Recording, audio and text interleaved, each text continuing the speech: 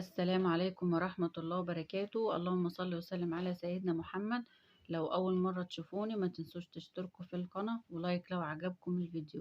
إن شاء الله هعمل صينية رقاق باللحمة. أول حاجة أنا عندي نص كيلو لحمة مفرومة. هعصجه بقى الأول، أحط له بصلة وجزرة وقرنين فلفل أخضر وطماطمتين صغيرين، أحطهم بقى كده على بعض وأقلبهم كده في بعض. وبعد كده احط بقى الملح والفلفل الاسود ورشة قرفة وبهارات لحمة. رشة القرفة بتبقى حلوة جدا في اللحمة المفرومة. بس بقى انا كده بقلبها واسيبها لغاية لما تستوي وتبقى بالشكل ده. هنا بقى انا كان عندي شوربة في الفريزر، اي شوربة عندي انا مش برميها، بستعملها في اي حاجة. يعني مثلا بعد ما اكون عاملة فراخ او لحمة وفاضل عندي شوربة بحطها في كيس في الفريزر واعمل بيها اي حاجة بقى زي كده مثلا.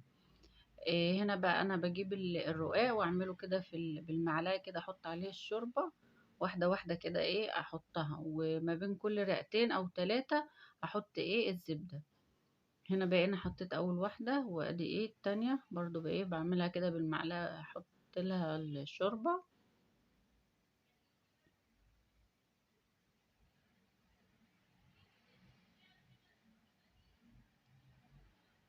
بس بقى كده انا حطيت هنا بقى الزبده، وافضل بقى كده اعمل كل رقتين او ثلاثه واحط زبده عشان ما يبقاش تقيل يعني ودسم.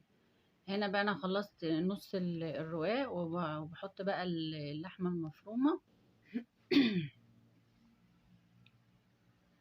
احطها كده في النص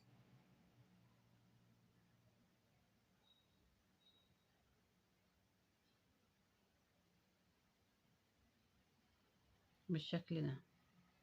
واجي بقى اكمل بقيت برضو الرقاق احطه برضو، اعمله كده بالشوربة، واحطه برضو واحدة واحدة كده ما بين كل رقتين احط زبدة.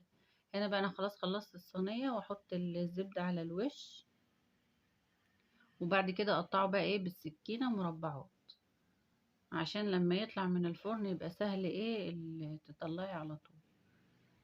خلاص انا كده قطعته، وبعد كده بحطه في الفرن وبيطلع بالشكل ده. معلش بقى التصوير في الحتة دي جه مش مظبوط. وهنا بقى انا حمرت لهم بطاطس ومخلل، وعملت لهم عصير مانجا وروقتهم على الاخر. ان شاء الله اشوفكم في فيديو جديد. مع